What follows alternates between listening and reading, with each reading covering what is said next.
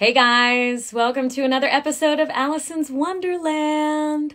I'm really excited because tonight's guest is Robbie Daymond, voice actor who's best known, Robbie's credits are too numerous to list, but you might know him as Spider-Man in the animated series Spider-Man. Robbie was also Tuxedo Mask in Sailor Moon. He is Moomin Rider in One Punch Man and SwaySway in Breadwinners, just to name a few. So I'm really excited to bring Robbie onto the show tonight. I hope you guys are all doing so well. It's so good to see you. Hey, Sebastian. Hey, Reed. Colette, what a pleasure. We would love to have you on someday. That would be amazing. I'm getting a lot of requests for more voice directors as well. So let me go ahead and see if Robbie's here and we'll add him to the show. He's not here yet, so that means it's time for me to vamp. Oh yeah. I hope you guys are having a good week. It has been pretty busy over here, which is always a pleasure. I know as more and more things come online, we are being presented with more and more opportunities to get out there and to meet people, to see people. But I don't know about you, I found it all to be at times a little bit overwhelming. I'm like, wait, how am I out in this world again? And it just seems that, you know, we're constantly having to face these challenges of putting so much on our plates. And I just was wondering, how are you guys dealing with that? Oh, you got your second COVID shot. That is so great. Molly, you're feeling maxed out and overwhelmed as well. I know. It's a lot. You, Sebastian, you were interviewed by Fred Tatasciore. That's amazing. We love Fred. He's such a talented voice actor here. Absolutely love Fred. Yes, I don't know if you guys saw, I'm also fully vaxxed. So that is part of the reason why I'm able to be out in the world again. And I just put out a music video yesterday called Vaxxed Baby, which is a song that has been stuck in my head ever since I got my second shot. And I've just been thinking about that for a while. So let's see if, nope, not here yet, guys. Let me just go. Well, I want to double check that Robbie is good to go. Let me send him this. There we go. Okay, I'm going to go ahead and send him this live. And then, hey, Info Bobby, thanks for joining live. So I'm curious. I have some changes that I want to ask you about with Alicyn's Wonderland. So if anybody has a particularly strong thought about this, I would be so grateful for your feedback. Number one, how are you feeling about Wonderland being live on Instagram? Do you still think that this is the best platform for it? Or would you rather see it, hear the podcast in its rebroadcast form? That is my first question.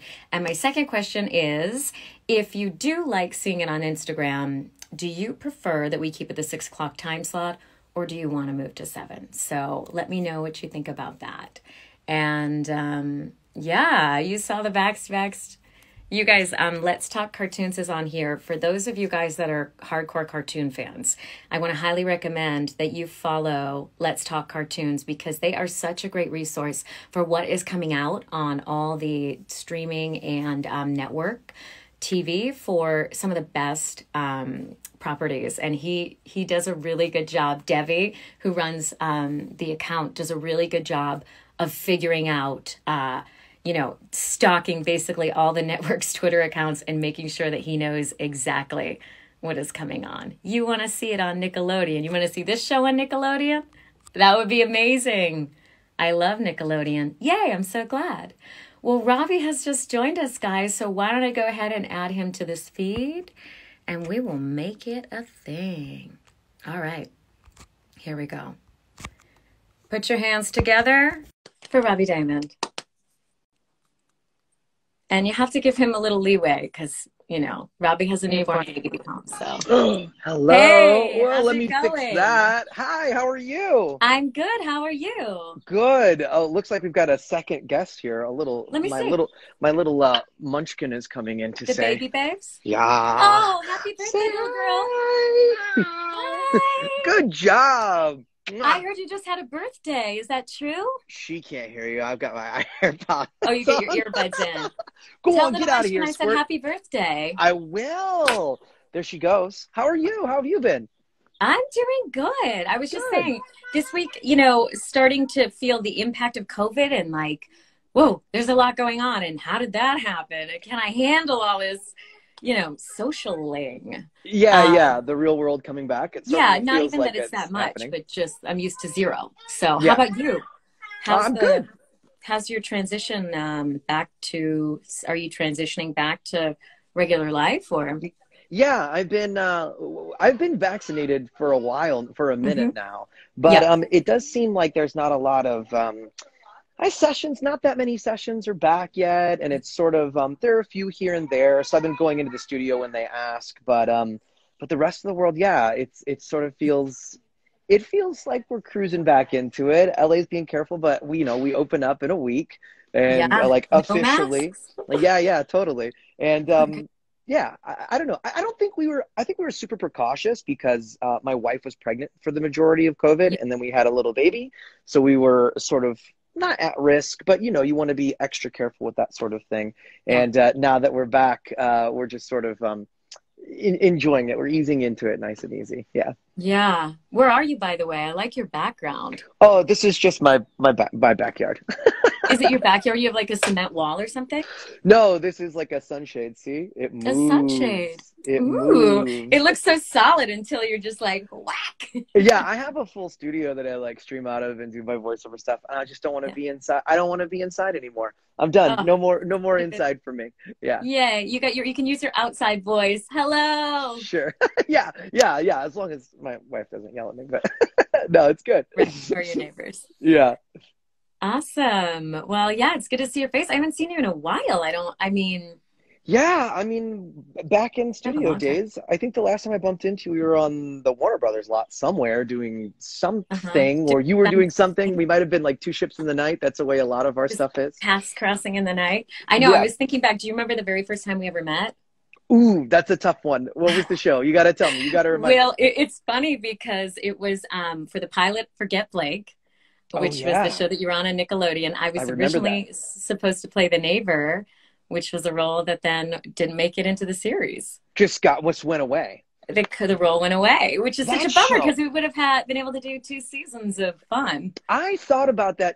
That show's a funny one. That's one of those ones that I remember auditioning for back Yeah. when I was like non-union. I remember that was auditioning, I think in like, it had a bunch of different iterations. It was auditioning Hmm. in 2009 and 10 and all of that Hmm. stuff. But Hmm. I don't think got cast, started recording till like 11, 13, 14. I can't remember. I don't remember.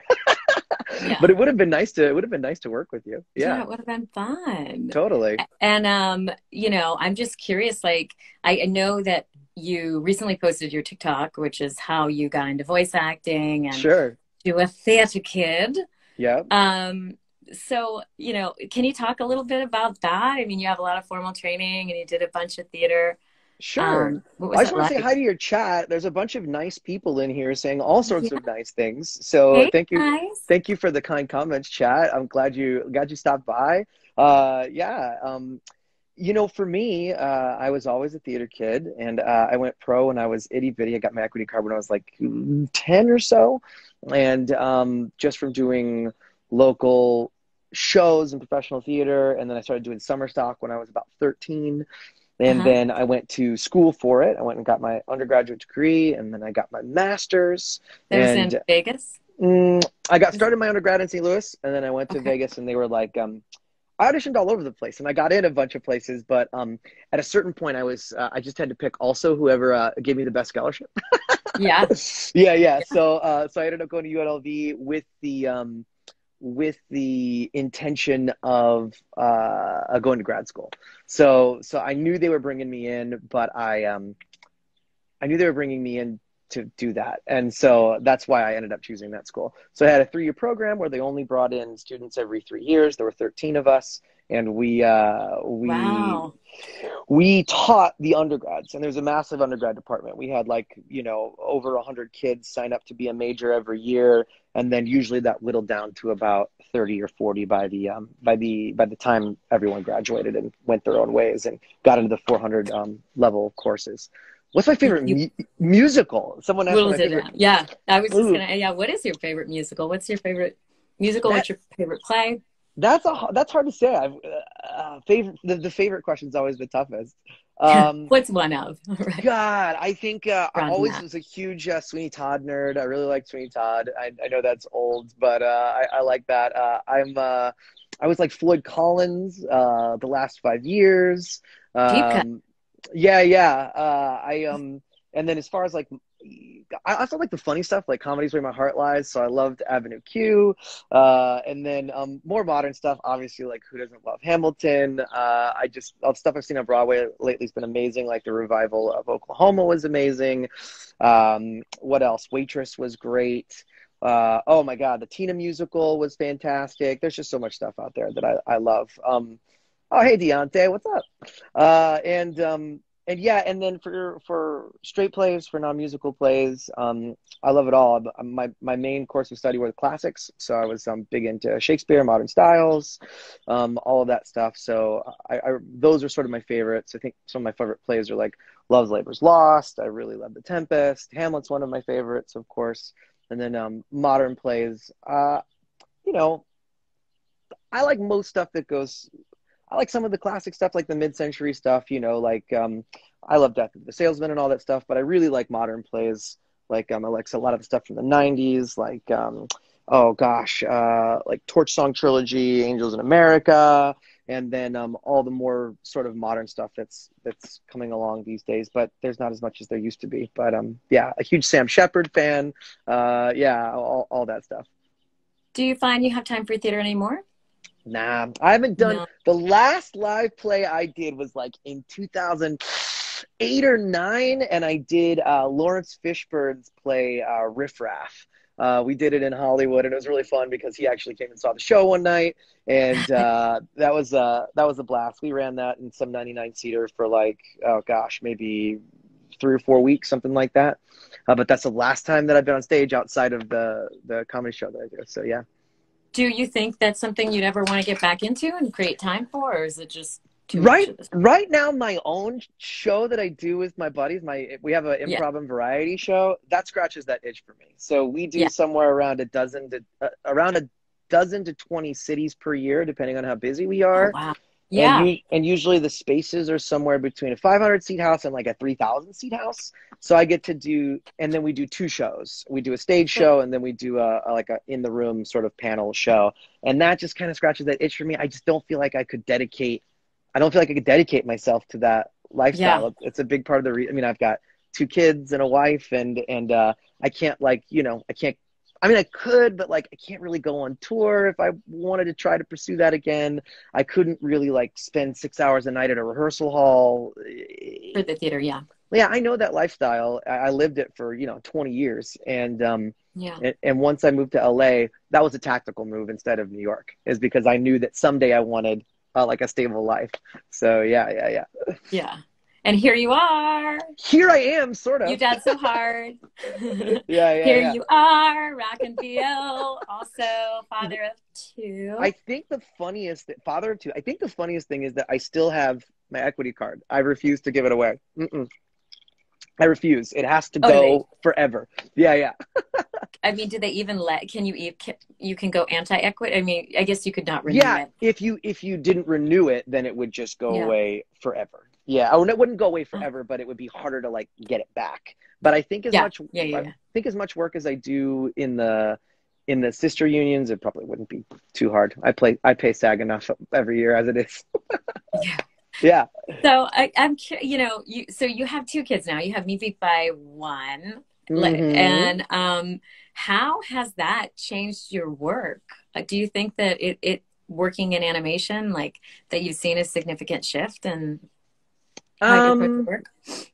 No, I don't. Not really. I mean, if I'm being completely candid, my wife has taken the lion's share of child raising duties. I mean, I'm very present. I'm very active when I'm not working. I'm at home with my family.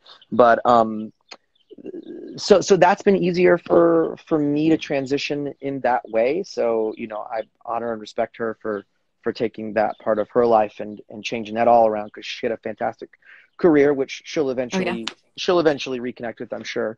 But yeah, so for me, if anything, I've done more after having kids because I'm more motivated. Yeah.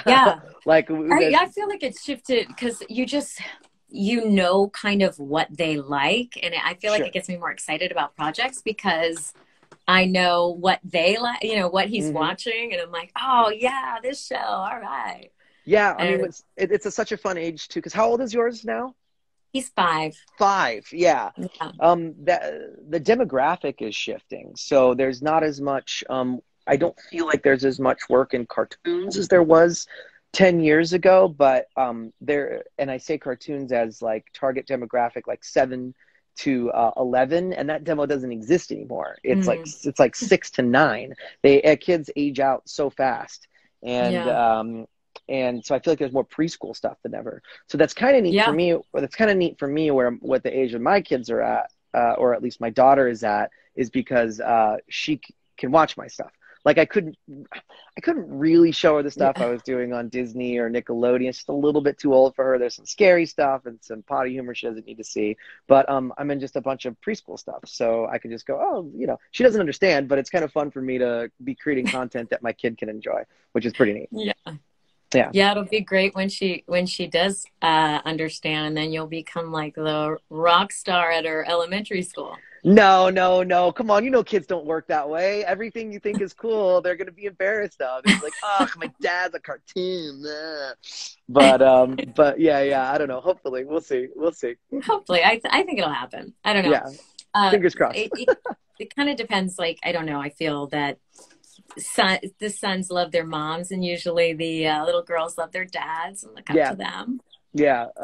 It's, I don't know. I can't tell. I'm pretty sure my son hates me. He's 6 months old and just, but I can't do anything for him. All I can do is like change his diaper and hang out with him. Dad is like fifth fiddle, lowest man on the podium. No mouth at the end of that tunnel. No, exactly. I don't have what he needs. You do not have what you want, sir. Yeah, but anyway, I'm sure it's much different for a woman, and to be, you know, job as a mom and then to also be trying to work at the same time. I can only imagine what that's like for shifting your career, but at the same time, you know, it is pretty. I think you can do it. I think you can do both. I had a really bad teacher once tell me, like, you know, once you have kids, you might as well give up your acting career. And that was like a theater teacher, and I shouldn't say teacher, it was a professor. Yeah, but I got their point. And you know, I'm creeping up on 40. So for me, it was sort of like, you know, okay, if I'm going to have kids, I need to pull the trigger. And I wonder if I'd had them when I was younger, if I would have been able to pursue the arts in the way that I did. And I'm not exactly, I'm not exactly sure if I would have, though. You already had your footing. Yeah. You know? But though I do have friends who did have children younger and did end up having a career in the arts. So it's hard to say, but I can't imagine it makes it any easier. Yeah. Yeah. For anybody that's just tuning in, this is Alicyn's Wonderland. It's a weekly show where we interview people that work in animation and video games. So if you like it, you can subscribe. There's also a question box at the bottom. If you guys have questions for Robbie, we'll go ahead. We'll take some couple questions in like 10 minutes, and then we'll take some at the end. Is that okay with you? Oh, I'm chilling. I'm just in my backyard, hanging out, watching my dog. I think I can hear birds like chirping in the background. Oh, we have a big, huge, beautiful bougainvillea that's just full of birds. So hopefully it's pleasant. Yeah. Oh, that's amazing. Yeah, I haven't done one of these outside in a while. The last time I did the mosquitoes, I was like getting eaten alive by mosquitoes. So well, I haven't tried in a couple it's getting to be dusk. I'm sure they'll be out for me soon enough, but right now we're safe. I've got long pants on. Nice. If we see you starting to go like this, so sure. So can you talk more about L.A.V.A? Oh yeah. So L.A.V.A is an acronym for loud, annoying, and very annoying. Just a Is that the three of you? It is the three of us. Yeah. 1, 2, 3, and we never tell who's who. But this came about 5 years ago. I started working with Ray Chase and Max Middleman, 2 other voice actors, and and I just had a great rapport with them right away. And we also happened to take note that we were in a ton of stuff together. Yeah. So I had been doing conventions for about a year or so and was sort of watching what was going on out there. And if I'm being 100% honest, I was like, I don't know if this is like, I enjoyed the con scene, but I just wanted to do something different and special and bring a little bit more entertainment value to wherever I went.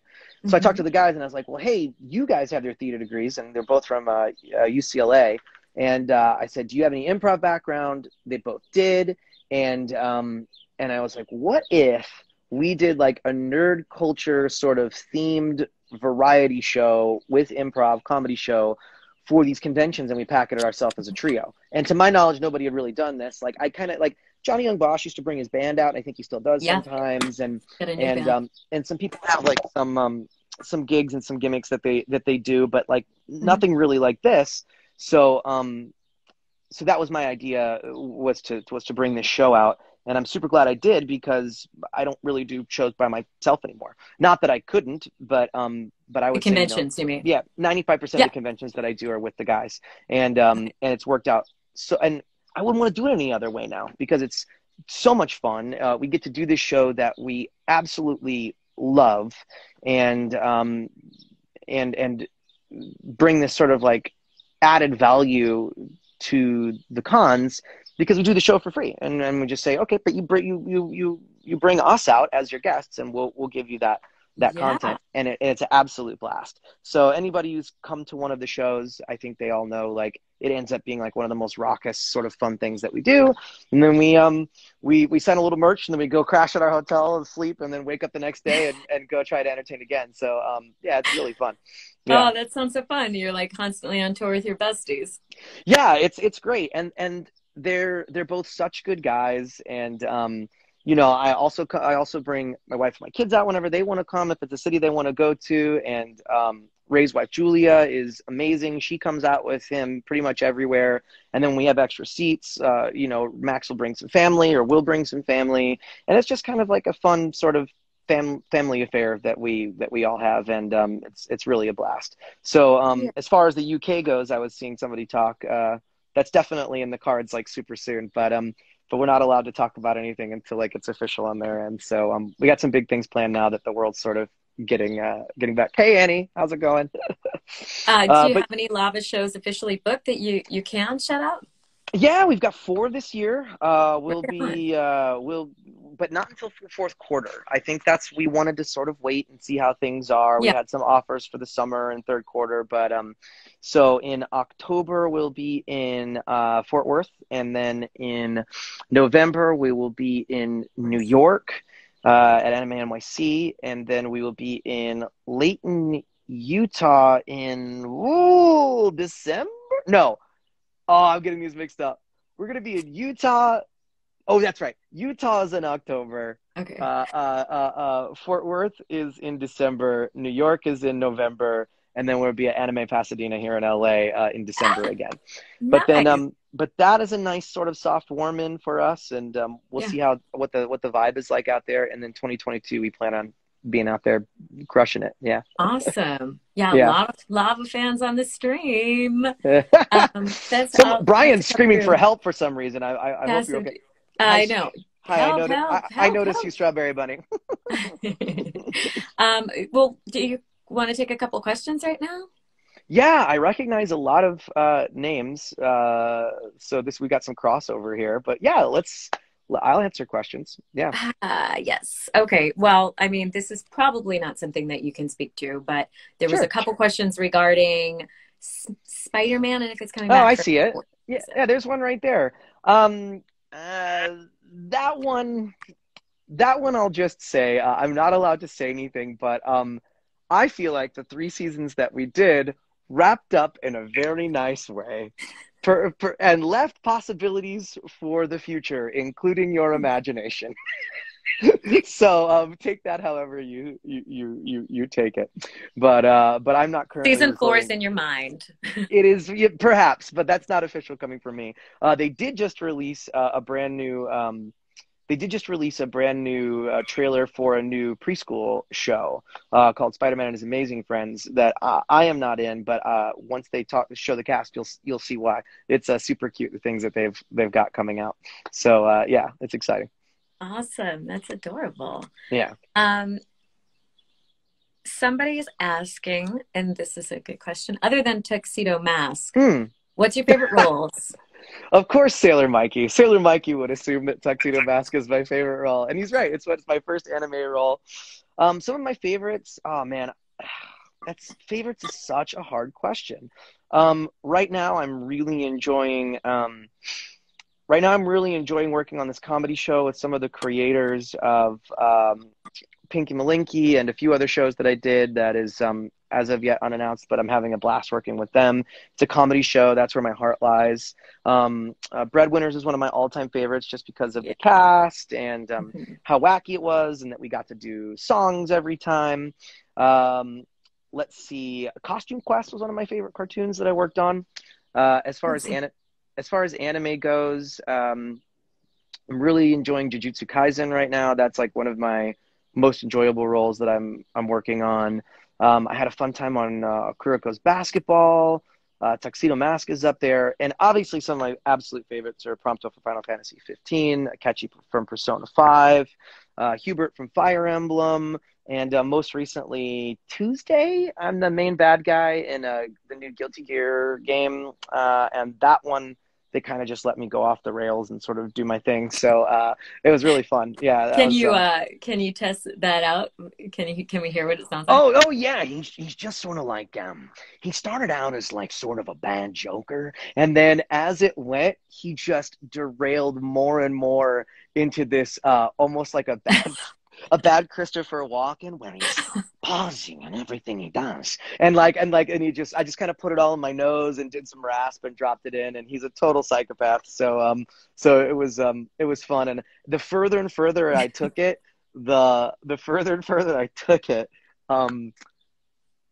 expecting them to rail me in, they never did. So I was just kind of like, all right, let's see how far we can go.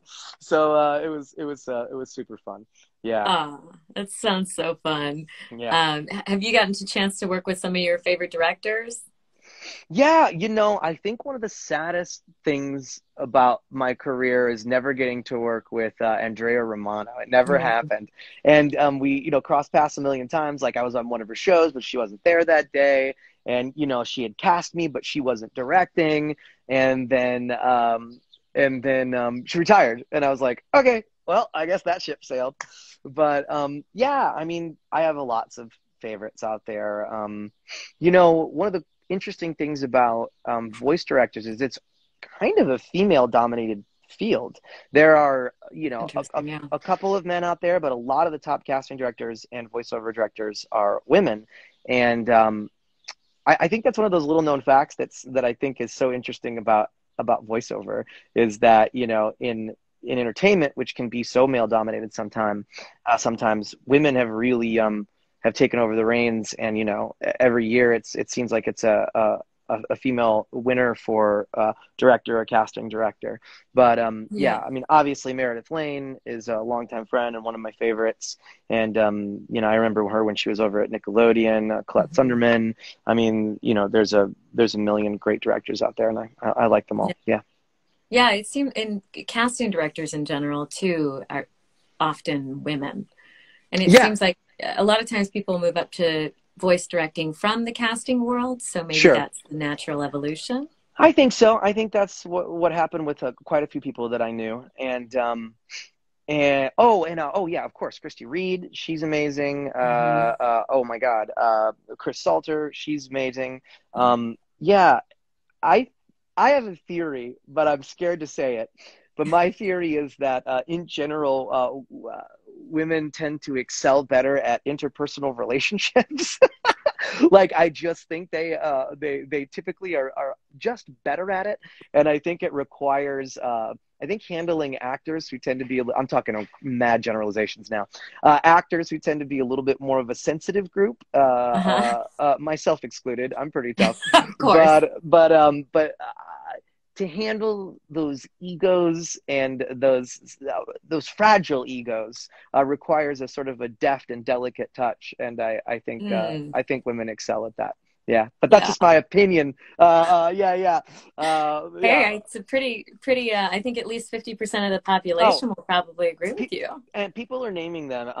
Linda LaFontaine, Jenny McSwain was one of the first people to Mm, ever hire me. I can't believe I didn't. I'm not forgetting people. There's too many to yeah. name, but Jenny was instrumental in. She put me in my first cartoon, and she's one of the absolute OGs. Lisa Yeah. Schaefer, unbelievably amazing. We've worked together. I mean, I've worked with all of these people. So and I can honestly say, like, I just don't, there's just no negative experiences to be had. Yeah. Yeah. They're fantastic. It's a very, it's an industry with a lot of amazing people. Yeah. Do you want to see my puppy? Zelda, come here. Do you want to come up Yeah, here? let's see. Come here, Zelda. Oh, she hates me. Look, she's like, forget that. I'm not coming over. That's hurtful. That's hurtful. Rejected by my own dog. Aw. Mary Elizabeth McGlenn, one of my favorites. We worked together on Chico Bon Bon. She directed me for like 52 episodes of that. She's also an old time friend. I first met her on the convention scene, and then we ended up working together. Oh wow, Wendy Lee. I mean, really, yeah. Well, we're really proving the point here by all the names in the chat. But yeah. Sarah Sherman, guys, you're crushing it. These are all the best of the best. Nice. Oh, of course, it's Jeff. He knows. Of course. Yes, of And course. Peyton says you're looking beautiful tonight, Alicyn, which is absolutely true. Of course, Oh, as per usual. are Uh, too I kind. was watching you and your dude do your, what do you call that? Is that duet acrobatic yoga? Acro What is it? yoga. It's acro yoga. Fill me in. How Oh did my that come about? gosh, Give you me and the your book wife should jacket. try it. Um, I'm terrified. it's She'd be great. it's really fun. I mean, it's yoga, but you're doing it with a partner. So, it's less strength based and more skill based. So Right. it takes a while to learn. But basically, a lot of times you're looking for bone stack um, or you're moving through. Now we're starting to do more like flow stuff, which has been really great. But Sure. it keeps us connected and we have to talk through things. And Yeah. because we're both learning together at the same pace, it's extra challenging because, if I ever fly with my instructor, it looks like it looks totally different because he knows exactly what to do and how to hold those poses. So us Sure. learning together is like, it's a challenge that I think really helps our relationship grow. Yeah. I really love it. That's what it seems like. It seems like you'd have to, there's a certain level of trust there required between each Trust, other, yeah. and yeah, that's awesome to see. I really enjoy it. Yeah, it's cool. Thank you. My wife has that's what she does for a living. She has multiple Pilates and yoga certifications. Oh, no way. She has her biomechanics certifications. Before we had kids, she was coaching and training NFL and NBA players on their off season, their strength and Oh. conditioning stuff like that. So and she did that You for, trust her? No, just kidding. oh, With those big, burly NFL she guys. is, oh yeah, of course. I always used to joke, and they're like, no, she's like, they're like children. She's like, especially the NBA guys, they're like, they're babies, they're 17. But yeah, I would go in there, and she tells a great story about she was leading them through something, and they were asking about like inversions and handstands and stuff, and she's like, well, I'm gonna tell you. I could show you how to do it. And they're like, yeah, show us. And they're like, oh, and she's like, imagining, $1 million insurance policies on these guys. So anyway, she starts to show them all how to do headstands. And all of a sudden there's like 15 300-pound man just crashing over onto their backs, laughing about having what fun it is. But meanwhile, Flesh everywhere. she's Muscles. terrified. Yeah. But no, yeah. So anyway, yeah, I'm sure she'll get back to that at some point. She's starting to Yeah. take on a few clients here and there. Yeah. But Yeah. We but definitely yeah, took a break after we had our kid because it was hard to find time. yeah, But I guess that's one of the gifts of the pandemic. We totally. finally had some lockdown time. Yeah. I think some good can come out of it. It was a horrible thing that, oh, there's the mosquito. It was a horrible thing that we were all sort of, had to deal with together. But I think a lot of people found a way to make the best of it. For me, it was, spending time with my daughter and Yeah. taking care of my wife when she was pregnant, and those things were kind of invaluable. But the rest of it, ooh, no, I'll pass. No, no, thanks. I'll just take the Yeah. one. Timing wise, I mean, I guess what a blessing, huh? Because those are the formative years that like your daughters. Or Yeah, actually, will she remember it? She'll remember the feeling forever. yeah, yeah. Well, and well, I got to be with my wife the entire time she was Yeah. pregnant. I got to experience those precious years of like a 2-year-old, which are kind of amazing. Like those last years, I mean, they're growing and they're doing all this stuff, Yeah. and they need so Yeah. much, and they're growing so fast. It was good to have two parents there. And then I Yeah. got to Yeah. experience the first 6 months of my boy at home, and and typically you're not going to get like 6 months maternity leave to be with your kids, or a year to be with your kids. So yeah, that was really special. Yeah. Yeah. Rohan is a big boy. He's the fattest boy. He's a chunker. That's your son's name, Rohan. Han, he is in the Mm. 90th, high 90 percentiles for everything: head, weight, length. He's a literal monster. He's like 19 pounds and he's 5 months old. Wow. He's a destroyer of worlds. I don't know what to do with him. I don't know. I don't know where I'm gonna put him. He's a monster. Yeah. Well, you're over 6 feet, right? I'm 6 foot on the nose, but Megan and Really? You I seem are. even taller than that. Ah, thanks. It's You're just like a tall 6 feet. it's the hat. It's tricked you. Yeah, we've got some big ones in our family. So it looks like you drew that. It looks like you drew that genetic lottery. Yeah, yeah, For yeah, better. yeah. It's a big hit. Chunky Hey, babies are the cutest. Oh shoot, what's my up? water. What's up, Vernon? A lot of familiar faces in here. Um, I'm curious. You had a post a couple weeks, months, who knows, how Mm-hmm. long ago, talking about social media and how you're doing a lot less on social Yeah, media. yeah, I know you just joined TikTok. yeah. I'm just curious, what's your relationship like to social media these days? Oh man, healthier. Yeah. I think before I was like a little bit too wrapped up in it, like for finding my validation, especially during COVID. Like in the early stages of COVID, I was I was sort of using it as an outlet in sort of an unhealthy way Mhm. to interact with people, and I feel like I'm an extrovert in general. Yeah. But yeah, so now even though I still interact, I've definitely like cut way back. I'm trying to do sort of like a post and forget it sort of routine. I'm not the best at it. Like I still like to interact, but instead of like, I was never like that obsessed with the interactions and likes and shit per se, but Hmm. um but it was more like I was interested in what people were saying, and I kind of had to divorce myself from that after I had a couple of like negative interactions that like sort of got to me. And as I get a little Ooh. older and Yeah. more like empathetic, I'm feeling more sensitive about things. And Yeah. then I'm realizing like, well, I would never engage with these people in real life who are coming to me in bad faith. Why am I choosing to do it in a digital space? So it's not that I like Hmm. unconcerned with criticism. Like if there's valid criticism to be had, I'm going to listen to that and interact with it the same way. But people Yeah. who just come to you in bad faith and are looking to snipe at you or take shots at you. Hmm. I feel like social media is kind of set up to do that, to sort of empower the people that are feeling disempowered, which can be a good thing for people who are disenfranchised and trying to make a difference in the world. Yeah. But when it comes to someone who has any level of status, whether it be, you're jealous of someone who has 1,000 followers or 50 or 500,000 or 5 million, it's a way for someone who feels like they don't have that to take jabs at someone.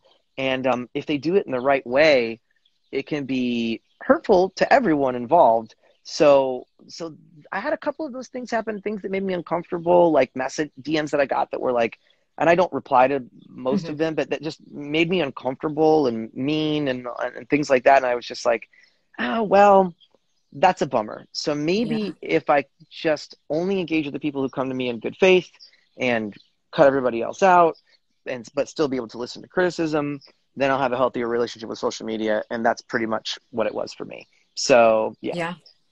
yeah, Well, thank you for sharing that. yeah, of course. You're not the first guest that I've had on that that has had some difficulties to them in bad faith, as you say. And I think it's Oh, so, yeah. sorry, what'd you say? We had a pinwheel. You were frozen for me for a second, Oh, so I missed the last like 10 I, seconds of what you said. Yeah. sorry, I went away. I was just saying, you're not, that's actually, I've heard that from a few different voice actors about sort of them reaching this level of exposure that makes them Sure. almost a little bit more susceptible. Because if you have, 50,000 followers, then you have 50,000, people, many of whom more and more people you don't know, and there Oh could yeah. be Well, more exposure. what's that? What's that statistic? Like 1 in every 100 person is a psychopath, right? So let's Is pretend that that's real? yeah, it's real. So let's pretend that's real, and then let's say that 1 in every 1,000 of those, and I believe this is also what was said, is that as people that will act on that, right? And then 1 in every 10,000 is someone that will act on it in a malicious way. So so if you have, let's say my number, you have 70,000 followers. That means you have got 700 psychopaths, 70 of them who are willing to interact in it with them, and seven that could be super dangerous. Yeah. Because and when I say psychopaths, I mean not just like that doesn't mean like a bad person necessarily. You could just have whatever going on in your life and never interact with it. Like I'm definitely not like, being tough on mental illness by any means, but like I've had people, Zelda, stop. I've had people threaten to kill me over an anime that I've voiced, which is like multiple times. People who've Wow. written me emails saying that they want to do bad stuff to my family or make inappropriate comments about my wife and my kids.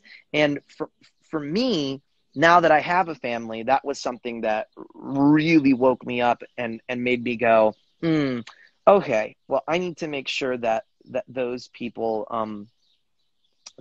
aren't out there. And there are so many Yeah. ways now with social media that you can't protect yourself. And there are so many ways that, like, if you encounter one bad person and become the focus of their malicious intent, that they could, and this got serious for a second, but they can say anything they want or do anything they want on the internet with Yeah. no repercussions. Yeah. Like you could say anything about anyone, and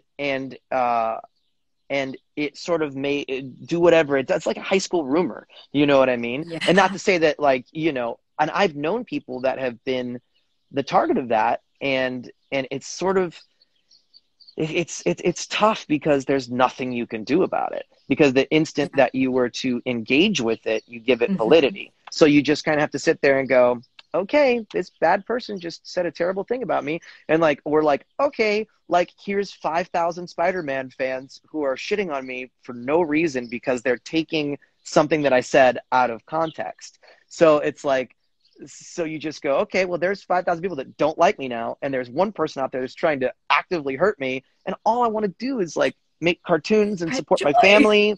Yeah, so like the digital space is like a really weird Mhm. sort of Yeah. place right now. So yeah, you just kind of go, okay, like it's not meant to be like a pity party. I'm very grateful to have, like, I wouldn't trade all the people that I get to interact with for, like, just because there's a couple of bad eggs out there. But it does make you go, oh, is social media even worth it, and these Yeah. days, when you're making your own content, and it's part of the job now, Yeah. it's sort of unavoidable. Yeah. Yeah. It's interesting. And how many of those people are actually accounts that the one crazy guy has made Oh seven yeah. of?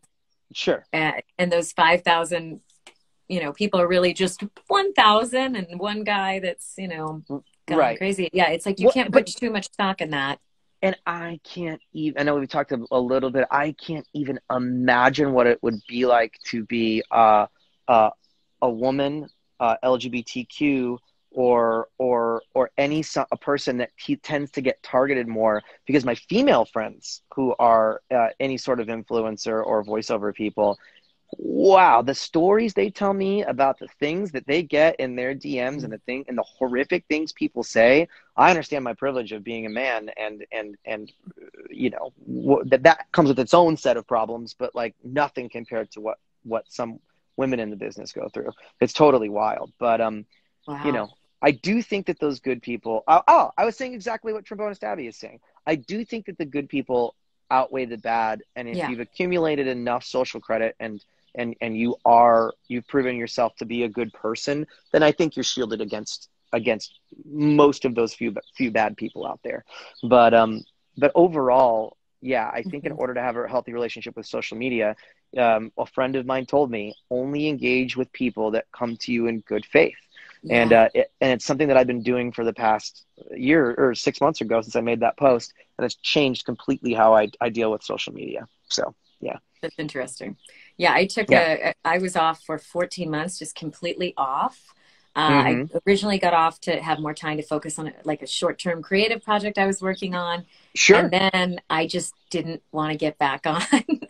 And it's sort of like, that's not the yeah, solution either, yeah, especially not now when this is becoming more and more of our work. But if you are a digital hermit, you know, you're just kind of removing that piece altogether, and then, you know, eventually it's like, you know, yeah. Well, I think all media right now is transitioning to sort of the mhm, podcast model that's been around for 15, 20 years, and that it's going directly to the consumer. mhm. Wow. So, and I don't necessarily know that that's a bad thing, but in order for that to happen, you have to have a rapport with them and a relationship with them somehow. And With your if you're audience. yeah, with your audience. So if I'm making you content for free and you choose to Yeah. engage in my content, and then I offer you a way to support me, whether it be through, a Twitch subscription or a t-shirt or an autograph, at a convention, or some way for you to say, hey, I appreciate your work, or I appreciate the things that you do. That's, for me, is a really positive relationship. And you can't foster those opportunities to give that entertainment to your fans and allow them to support you without having a platform. So, Yeah. that's why I was resistant to like TikTok for, 2 years. I was like, TikTok's for kids. It's silly. And I was like, okay, Max, I made one. I was like, all right, I'll make one.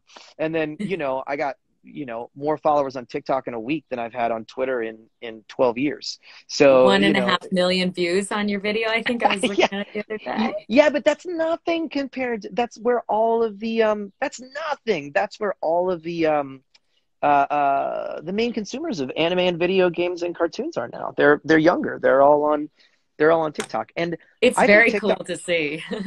well, you know what? And what I like about it so far is that it really is a post it and forget it sort of thing. You make a little Yeah. piece of content, you put it out there, the algorithm takes over, and you just sort of, you know, Yeah. you just sort of put it out there, and people get to enjoy it. And that's the vibe. Like, my wife has been on TikTok since the beginning. She's like, I don't post anything. I just love it. I read Fun. mom stuff and recipes and workout stuff and business stuff, and that's how I enjoy it. So, Yeah. and then I went on and I was like, oh, the vibe on here is much better than, say, Twitter, where I love Twitter. It's like my biggest platform. Well, Mhm. not anymore, but it seems like it's set up to like argue, like that negativity is sort of inherent there. So yeah, I don't know. Yeah, each Yeah. one has its own little vibe. Like each one is like Yeah. your friend and like Instagram. She's like the popular Sure. girl that like just Yeah. cares about like what you look like. And Twitter's like the gossip, like, did you Yeah. hear what they said? And then like, I don't know, TikTok's just like your best goofy bestie or something. Yeah. That's like always trying to act silly. I don't know. It's just people dancing and lip syncing and making creative content. I used to love Vine. Like, I grew up on Yes, Vine, me and like too. I feel like it's got a nice Vine vibe. People are actually making content. So yeah, Hmm. it's That's pretty so cool. fun. Yeah, we're Yeah. actually going to try out like a new Wonderland After Dark kind of thing. I'm going to test it out tonight with John Bailey. We'll Oh see. We'll see. man. Go Yeah, and have fun. yeah, go and have a drink. Well, Yeah, of actually, maybe course. not, because what's the age? Which the it's like I think my average age is like 14 over there or something. Over where, on TikTok? Yeah, just Oh, the fans. It's young. Excuse my young. content is completely clean on, but I have a pretty clean, I will say, like, the occasional like dirty word or whatever, but Yeah, like I don't really post not safe for work stuff. Like, I have a pretty clean vibe. Like, occasionally I'll curse. That's about it. We do our 18 plus lava show, and it's literally like a little bit of gross out humor, the opportunity to say the F word, and there's a part of me where I'm just like, this isn't really an 18 plus show. There's nothing like inherently like sexual about it or anything like that. Yeah. But there is some stuff that where if you don't call it an 18 plus show, like I remember one time like a kid, like a 12-year-old came with their mom and somehow got past security, and we're in the middle of doing this bit in the show, and I see like a 12-year-old out there, and I'm like, get this, what are we doing? Get this kid out of here. This is not for a child. So it's like, 17 plus. Yeah, that's closer. But yeah. Yeah. Well, I guess that's up to their parents. But if their parents should know what they're getting into. But like, it's not an R-rated movie, it's like a live show, which makes us an active participant in it.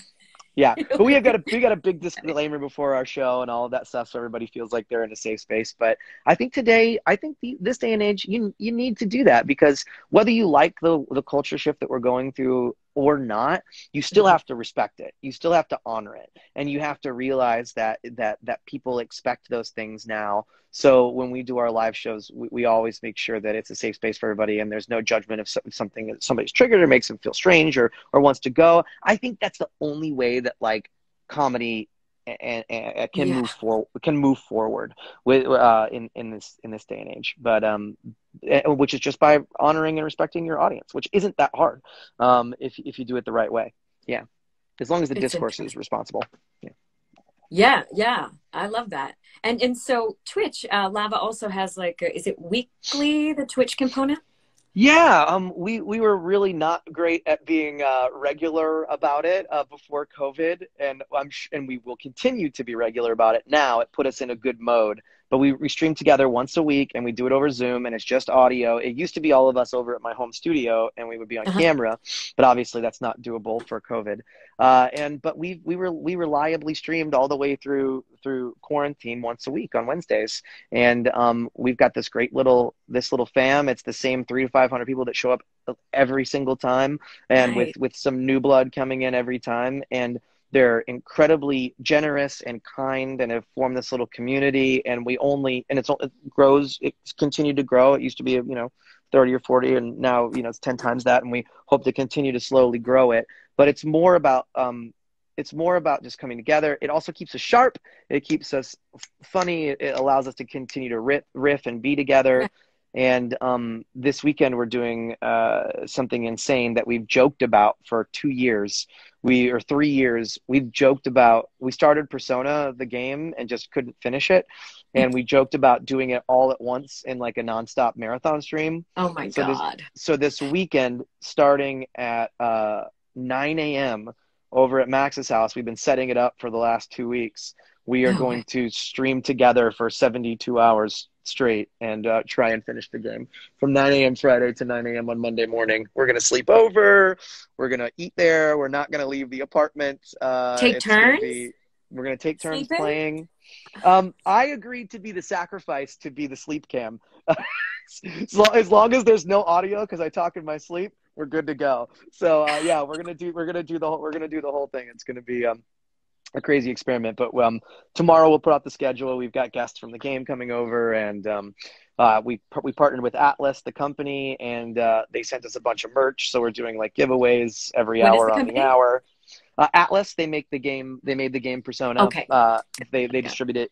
They distribute it, and they're the producers. And so they were like, "Oh, we're doing this thing. Will you retweet it and send us some stuff?" So they sent us a bunch of stuff.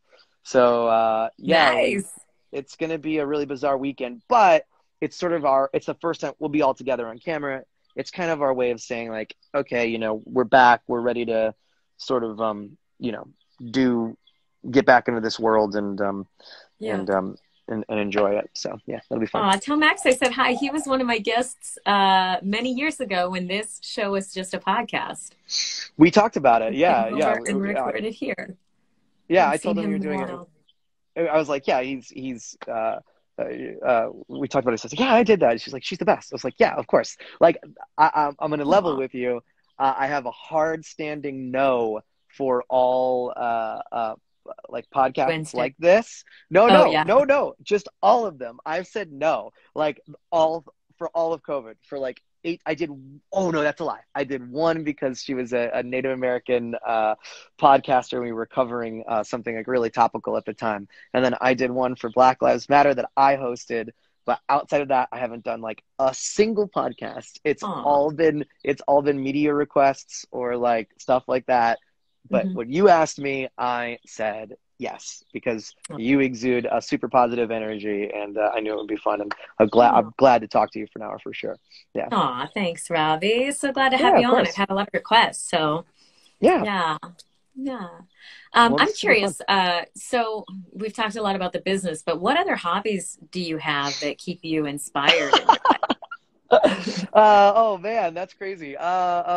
Everything's focused around my kids right now. Like I've become the Yeah. world's biggest, nerdiest dad in the world. Like I love being a dad. I always thought I would, but when I have time for myself, I do like to play a little music. I play guitar. I've always been a singer, and that's kind of Do you like write too? my.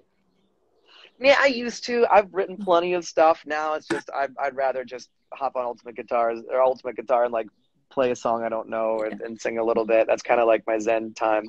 I don't really play as much video games as I used to. I used to play a lot, but I felt like it became kind of a time suck. And outdoor wise, I love to hike. I've been hiking a lot lately. Yeah. Not lately. I've hiked a lot for the last 20 years, but COVID sort of rekindled my passion for it. So I've been doing the SoCal six pack, the highest six peaks in Southern California. So I've done four of the six. I did Mount San Jacinto Sunday, so my legs are a little sore. Uh, Oh, but that is no joke.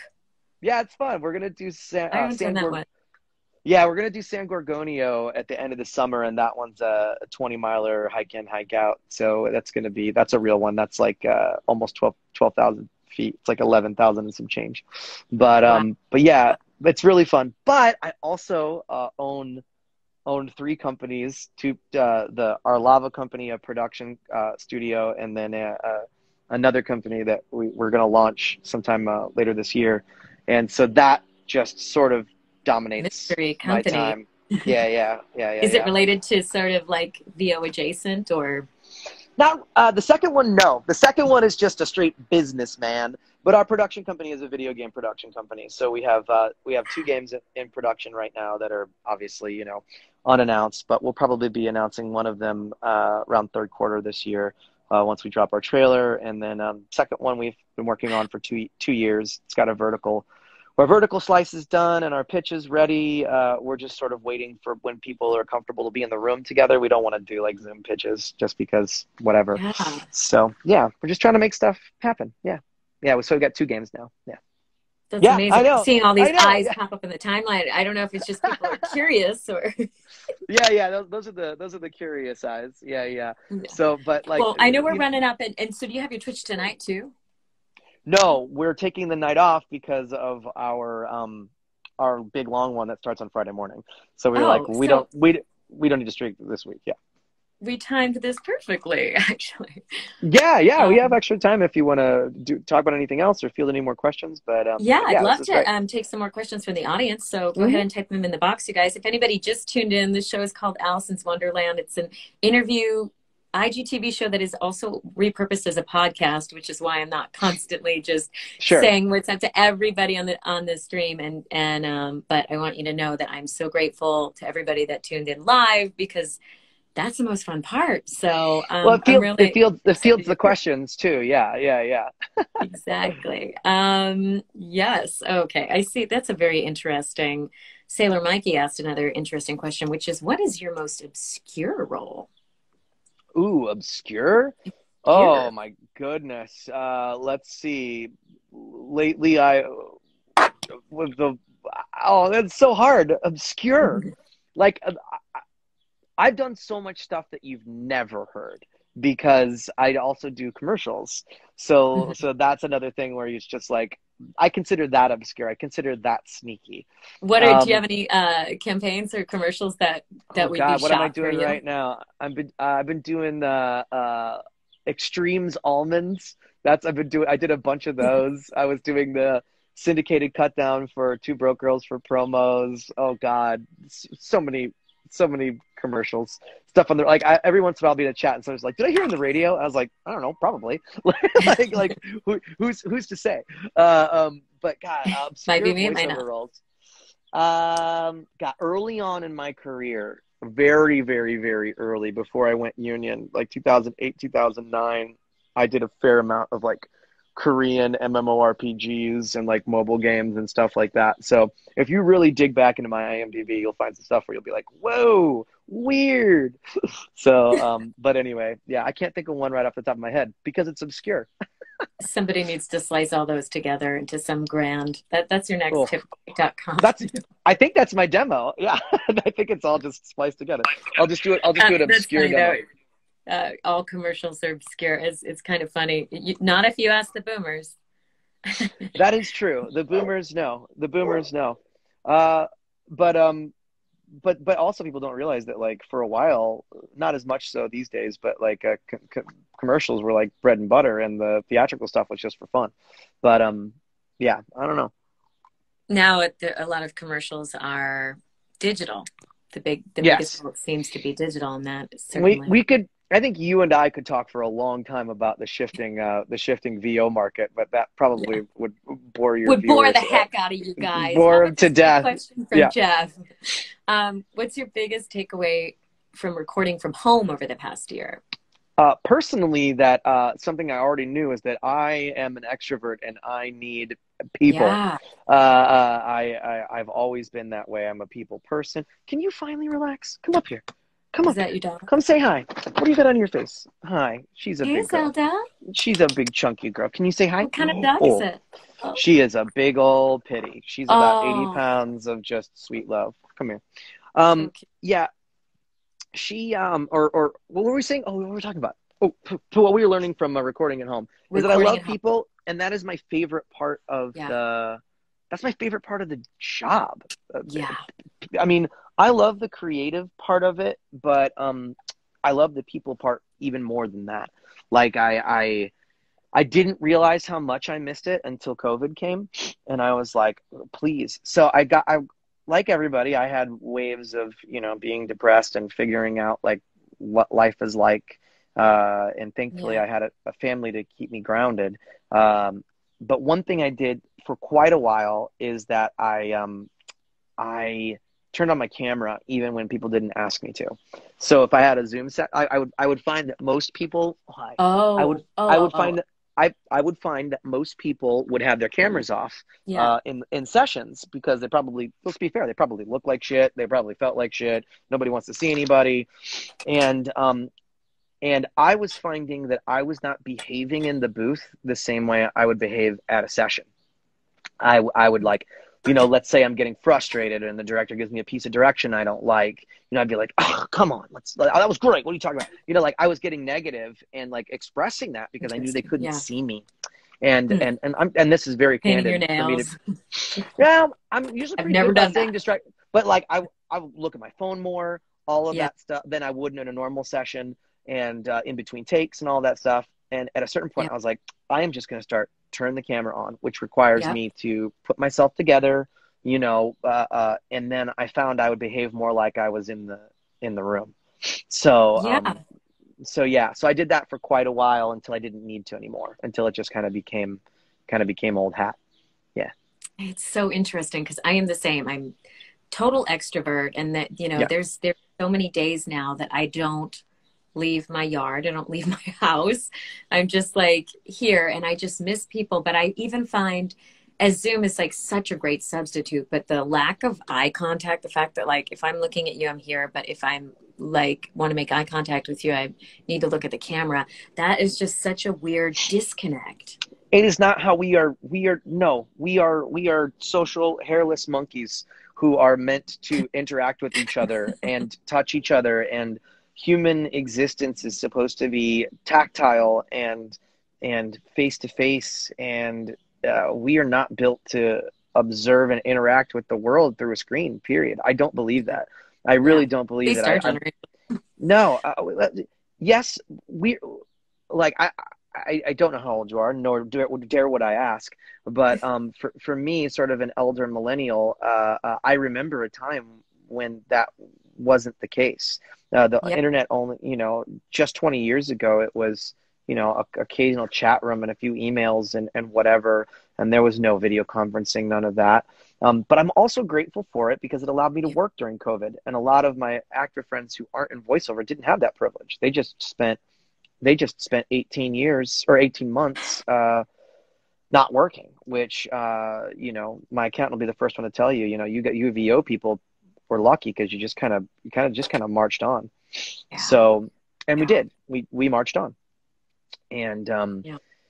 yeah, like today we were looking at, an office space and, we were all masked up and the real estate agent reached out to shake my hand. And I was like, oh yeah, I guess we're shaking hands now. And I was like, cool. And it felt great. I was like, hell yeah, I'll shake my hand. Like, And then you were like, yeah, yeah, right. He seemed nice. He seemed pretty clean. Definitely yeah. washed my hands. But then, we had a little backyard birthday get together. Everybody was vaccinated and it felt strangely normal, but I think everybody's going to have a little bit of like social PTSD for the next Yeah. few months as the world sort of folds I itself. believe the term is physically distanced, socially awkward. That might be right. Yeah, that might be absolutely right. Hey, it's good to see you. Yeah, Are we yeah. hugging? Are we not hugging? I think the elbow bump is still super. I think that's still friendly enough, but Yeah. you get a little skin on skin. Yeah. What are you drinking, by the way? Apple juice. Apple juice. Of course, it's apple juice. Of I course. was thinking you were having a nice glass of scotch. I am. It's a Macallan 18 apple juice. You're a man after my own heart. I gotta say. Oh yeah. I like Oh yeah. Oh yeah. Listen, I have been working my ass off since 8 o'clock this morning. So I was like, I'm definitely gonna have a little happy hour with Alicyn. Yay! Oh, I wish I knew. I would have grabbed my I don't know if I did too. Oh yeah. You gotta bust it out every once in a while. You gotta.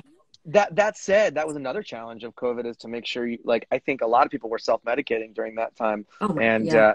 And you hear those jokes and stuff, and I took it as the opportunity the other way. I was like, all right, I'm gonna come out of this. I'm gonna lose some lbs. I'm gonna get my shit together because I've got no excuse. It was like being locked in prison, and what do you do when you're in prison? You better work out. So I built this big huge home gym that I love, and that dropped 30 pounds and took way. Oh yeah. Wow. So did the best I could with it, but it's definitely now that the world's coming back, I'm like, oh, stay on track, dummy. Make sure restaurants are open again. Restaurants are open again. I mixed drinks. I'm still freaked out about going to do. I'm still freaked out about eating inside. I've been dining al fresco for a year and a half, and I love it. So I don't know if I want to do anything else. There's plenty of opportunity. I mean, pretty much every restaurant still has that option, right? So yeah. Official Rejectorado, you're working on Grease. Are you crewing it? Are you in it? Are you chorus? Are you a main? And Vernon, I know, Vernon, you have been having a little bit of whiskey. You look good when I saw you, though, buddy. You look good. You look lean and mean, so it's not affecting you too much. But anyway, yeah, it's definitely been a weird time, and I don't know. I think my big takeaway from working from home was that I was grateful to be doing it, but it is not my preferred way. And now that things seem safe, I'm ready to get back in the studio. I had an in-studio session last week, and it was my first one. Wow. But the production crew was still on Zoom. So I went into a studio. The engineer was there, but everybody was on Zoom, and I was just like, okay, I guess we're still not quite there yet. We're getting there. And you still had to drive. Yeah. But it was nice to not have to worry about my recording on my end or any of that stuff. So. And you got to you got to hang with the engineer at least. No, it's a good experience. I'm ready to go back. I think I will go back anytime someone asks me from now on. Yeah. Axel Bloom has a great question, and this is a question I do love to ask voiceover actors, what is your preparation like when you get to prepare specifically for a role for animation or video game, a character role? Yeah, I think that really depends on how much I'm given.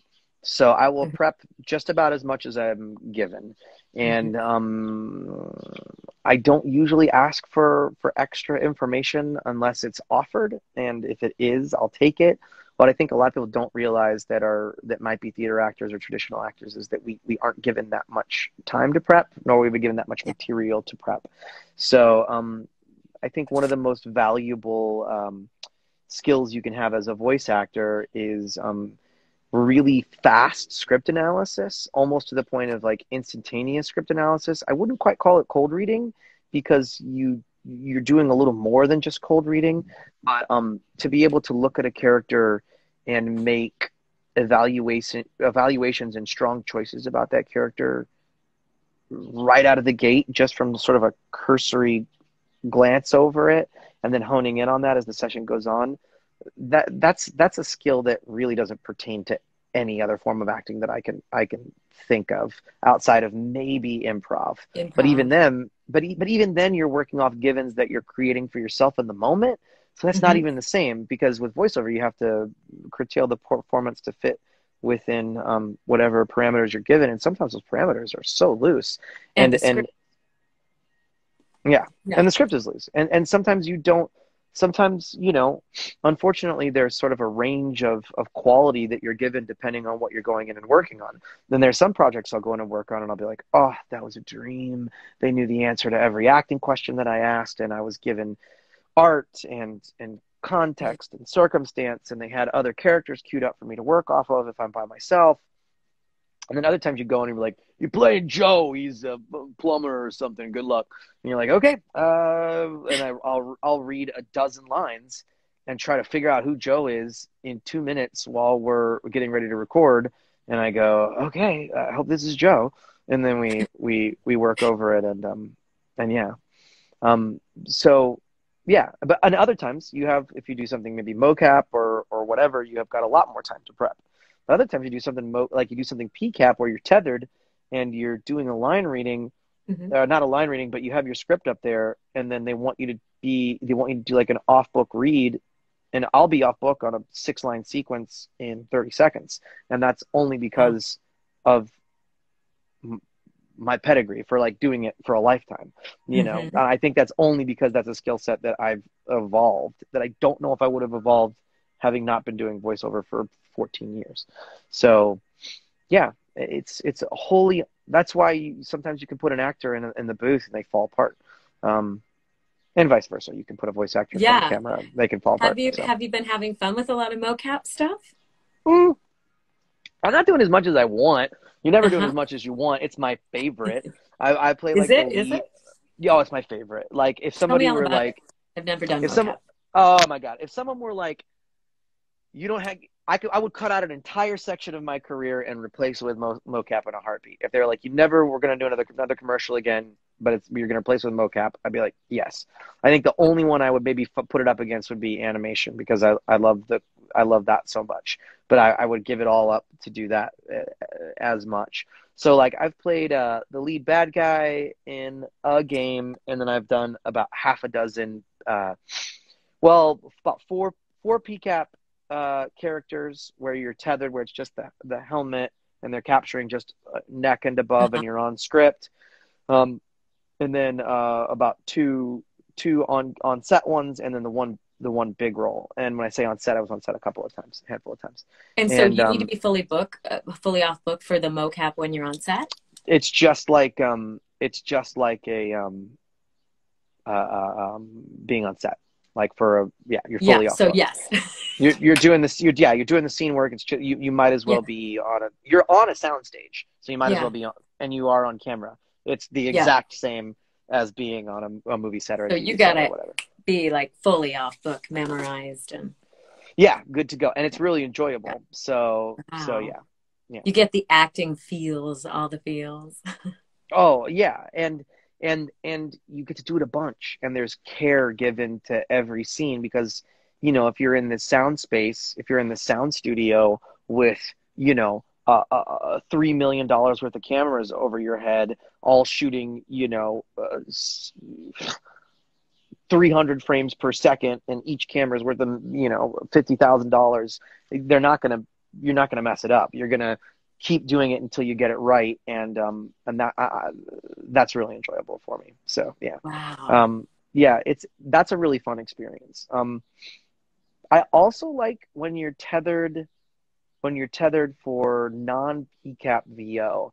Like a lot more lately, I've been doing video games specifically where I'm just wearing a skull cap with a microphone here, Yeah. and Yeah. then Yeah. being tethered to the back, and I'm getting to like move and like act it out while having the script in front of me without having to deal with being in the confines of trying to hit the Yeah. radius of a dynamic mic.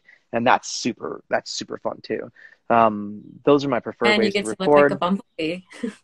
Yeah, just sort of buzzing around the studio. Yeah, yeah, yeah. But Somebody asked but real quick, the Meg and Ing, how do you go about memorizing something with hundreds of hours of dialogue? Genuinely curious.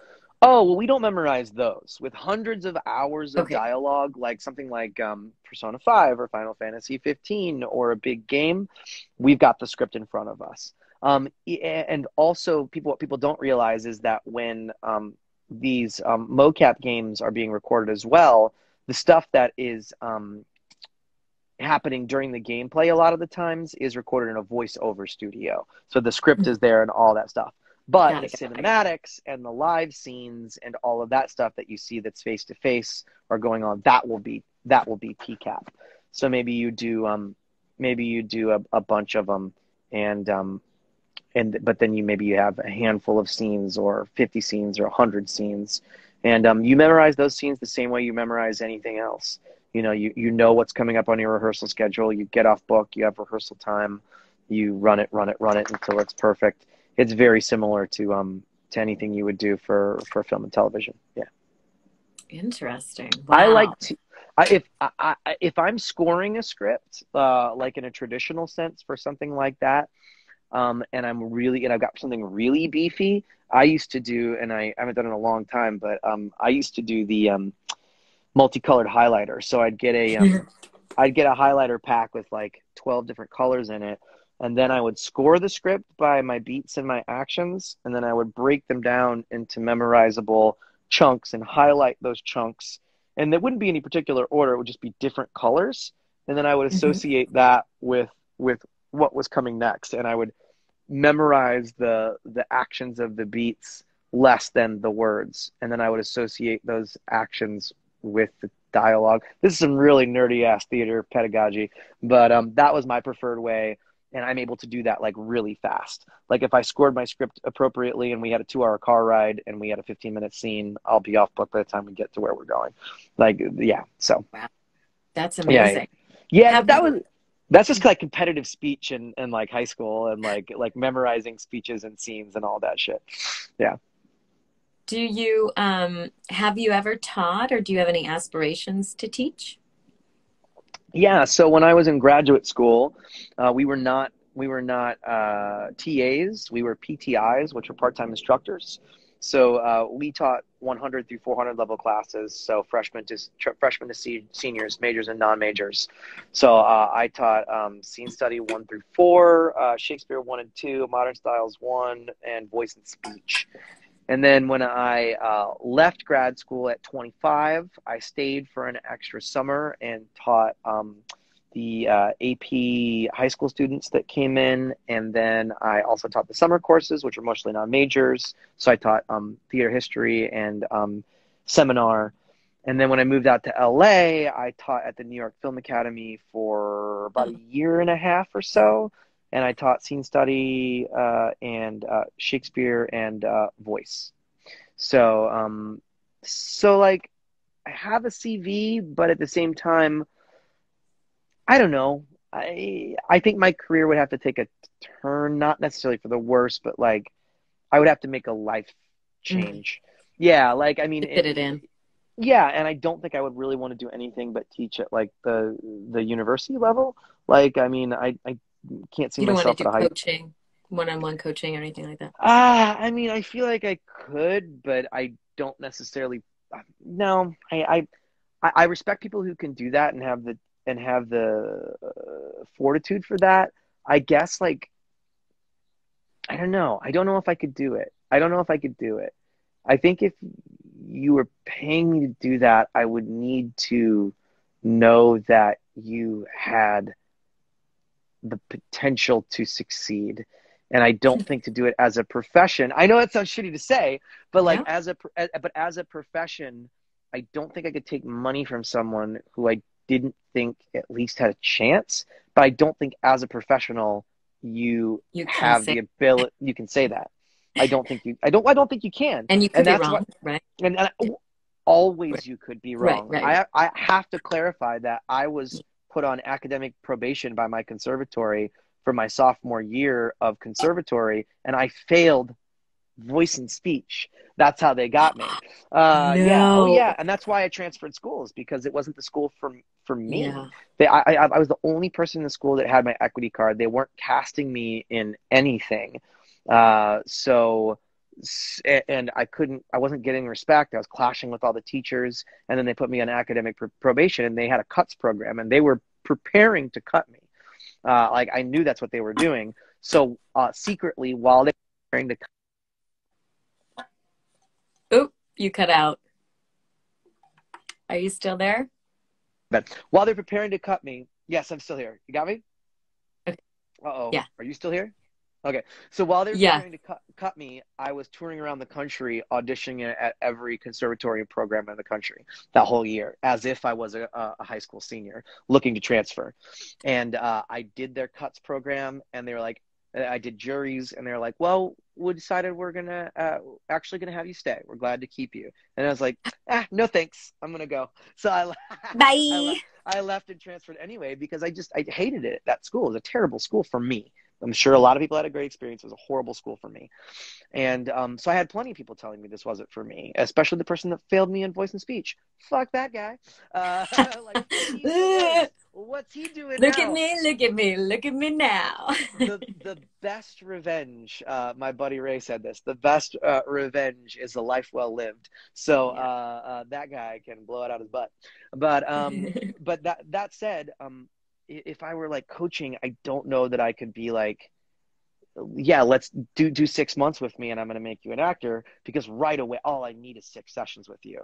And I would go, do you have the capacity for this? Because I believe very much in like, I don't think I'm the most talented person in the world, but I do think that like I have an aptitude to learn. So I would train someone like that. Yeah. You don't have, it does not all about inborn talent. I think you can get better. I think you can make yourself viable, but I don't know if I could like work with someone and take their money directly and coach them if I knew they didn't Yeah. have the chops. And the truth of it is that not that many people have the chops to make it a profession. And it's not just that, it's about how tough you are too. So Yeah. I don't know. I don't know if I could do it. That's I the don't know hard if I part. could. And the ability to Yeah. keep getting up, which I even think might be the hardest part, the biggest component is like you can have talent, but if you get knocked down and you can't get back up again, you just got to keep getting up, and it's so uncomfortable sometimes, but you just got to keep getting back up. Well, And let's be real about it. We do 500 auditions a year, 1,000 auditions a year, depending on, from your agents or wherever else you're fielding your auditions from. And if we book 5%, we're crushing it. Like yeah, 5% of real kind of jobs out of 500 or 1,000 is, great. And so that means, are you good with being rejected 95% of the time? or more. Like are you or more? Are you can make a living booking 1%? Oh, Like are you tough enough to handle getting turned down 99 out of 100 times? yeah. And I think that's the real thing about it. Also, there are so many people I've worked with throughout the years that are so talented that also just never got their shot. A big portion of it is serendipity, right place, right Yeah. time, choosing the right path. But I do believe that tenacity is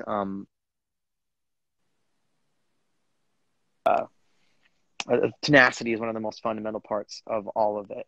The people that it's really a war of attrition, especially in LA. And I think I was in LA in a really unique time.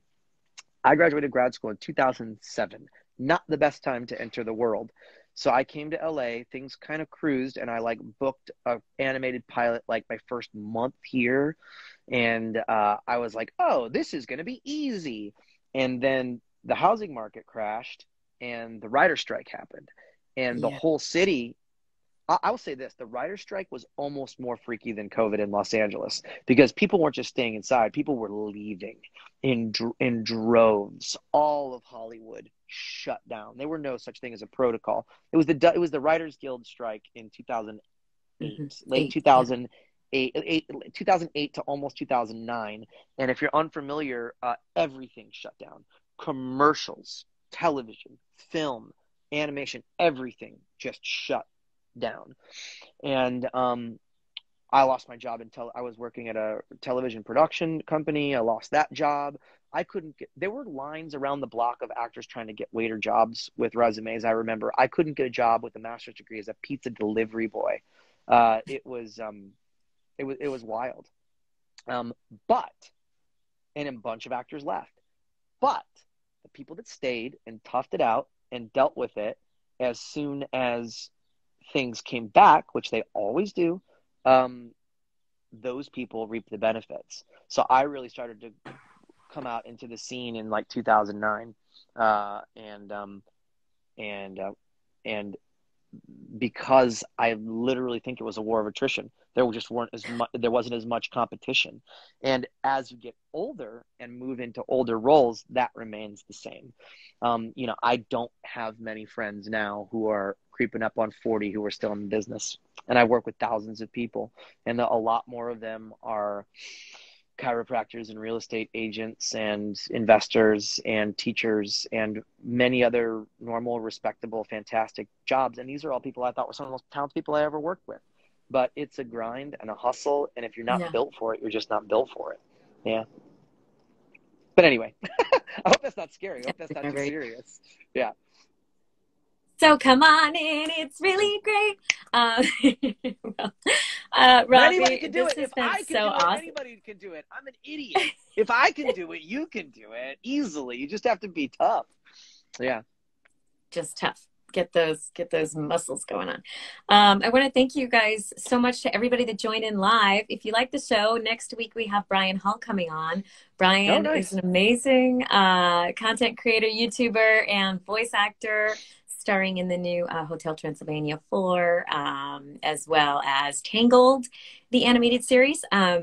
He's going to be so much fun, so I'm really looking forward to that. And then I'm going on vacation to Yellowstone, so I will not see you the week after that. But I bet we're going to be on vacation at the same time. It's going to be awesome. preschool rounding up for the summer. Yeah. Aw, well, I can't wait to hear all about it. Thank you so much for coming on the show. Robbie, you're amazing. You inspire me. So I really appreciate your time. You're amazing. Thanks for having me. And, yeah. Hopefully. Can I ask you one more favor before you go? Yes, of course. Would you mind just saying, like, hey, check out this show, Alicyn's Wondrland, it's cool. Let's do it right now. How do I do it? Tell me what I need to say. You hit me with it.